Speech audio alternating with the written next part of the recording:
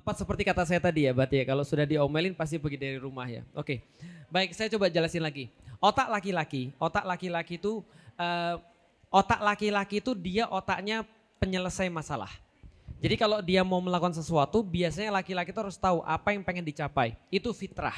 Artinya gini, nggak usah beragama apapun, jangankan dia Islam, mau beragama apapun, otak laki-laki itu ketika dia dilihat sesuatu, dia selalu cari solusi. Dia selalu cari pemecahan masalah. Contoh ya, kalau misalnya laki-laki disuruh pergi ke mall, dia akan nanya, saya mau ngapain? Gitu kan ya. Kalau perempuan disuruh pergi ke mall, perlu nggak saya mau ngapain? Karena pergi ke mall sudah tujuan bagi cewek. Laki-laki enggak, dia harus ada list apa yang harus mau dia lakukan. Maka bagi laki-laki itu lebih mudah. Contoh misalnya ya, istri saya bilang gini, Bi pergi keluar yuk jalan-jalan. Nah itu kepala saya udah pusing tuh, jalan-jalan itu enggak diterima sama otak saya.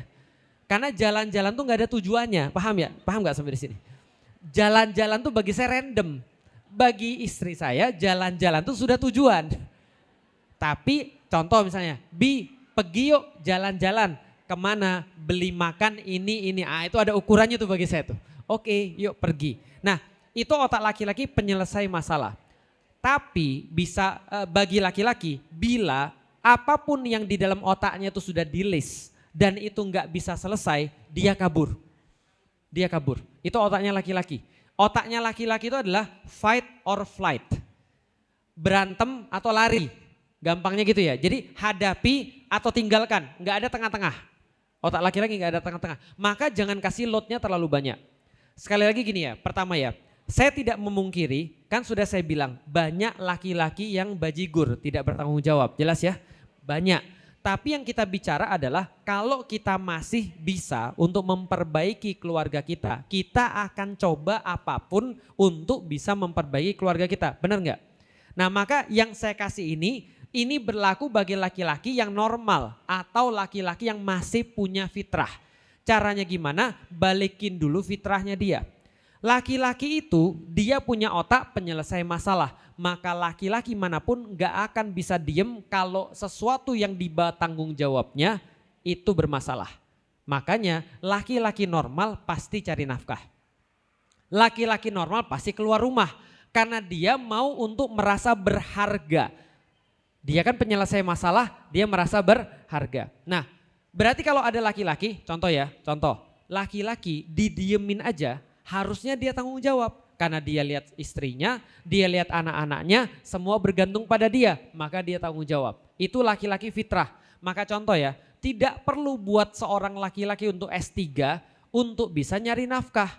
Banyak enggak di Instagram yang kita lihat? Anak-anak mereka kuliah, mereka kemudian wisuda, bapaknya ternyata seorang tukang beca. Bapaknya seorang tukang ojek online. Lalu kemudian mewisuda anaknya, teman-temannya datang pakai ojek online semua. Banyak kan ya? Artinya apa? Secara fitrah, laki-laki itu bertanggung jawab. Secara fitrah. Nah pertanyaannya, kenapa fitrahnya ini nggak jadi? Nggak jadi normal. Bisa jadi tadi, karena dia merasa senantiasa diremehkan. Dia senantiasa merasa dirinya itu direndahkan. Sehingga dia flight, dia kabur daripada tanggung jawabnya. Makanya terhadap laki-laki coba, kan kita udah coba, kalau ibu ngomel kan sudah coba tuh, kabur ya kan ya. Kalau kita ajak ngobrol terus kita udah coba, dia diem. Makanya kita coba dengan cara yang lain. Tadi siapin teh dulu, diajak ngobrol. Walaupun dia lagi santai-santai, diajak ngobrol aja. Udah jangan dipusingin dengan tanggung jawab. Mungkin dia lagi ngubur itu, tapi itu masih ada, udah diajak ngobrol aja.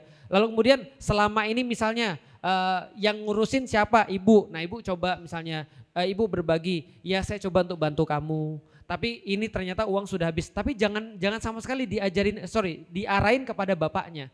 Ajak ngobrol aja, yang penting naik dulu harga dirinya. Dia merasa bahwa dia punya kepentingan di dalam keluarga ini.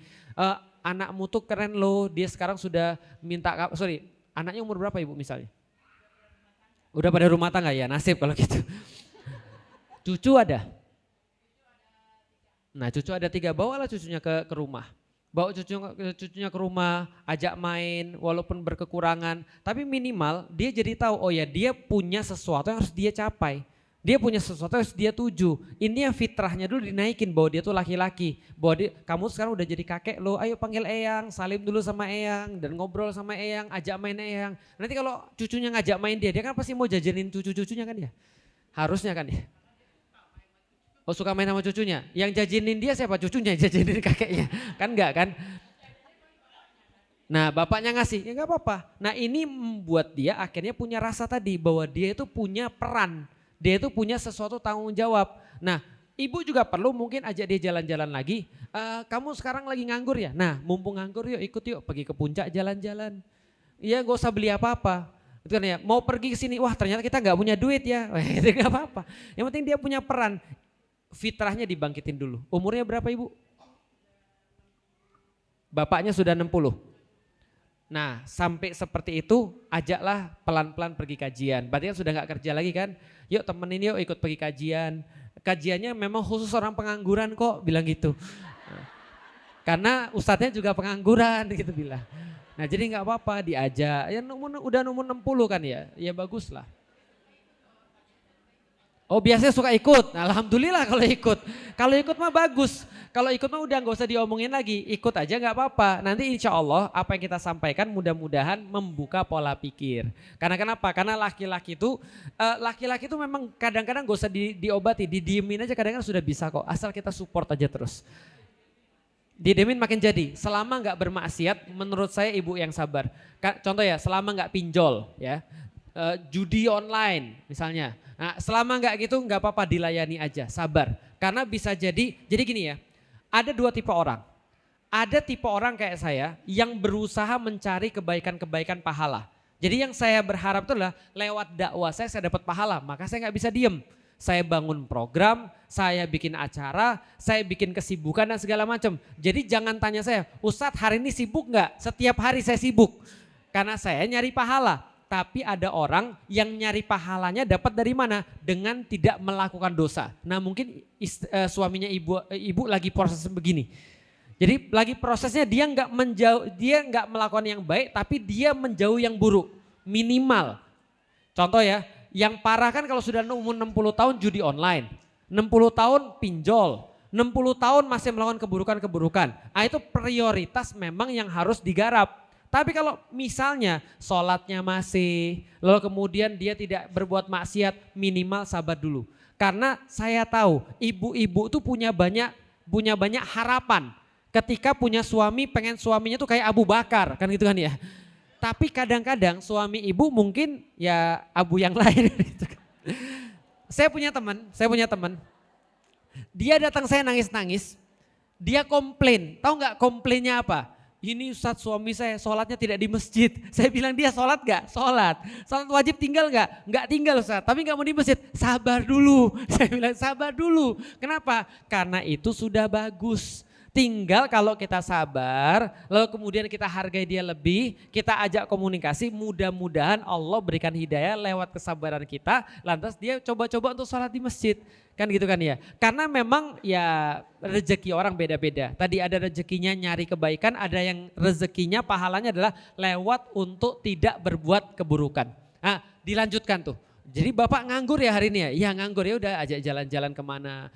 Pengajiannya kalau ikut ya alhamdulillah gitu kan ya. Kalau ikut ya berarti sudah datang ke sini, sudah dengar, itu sudah bagus dan insya Allah akan berubah mudah-mudahan gitu ya. Jadi sabar tuh nggak ada batasnya insya Allah.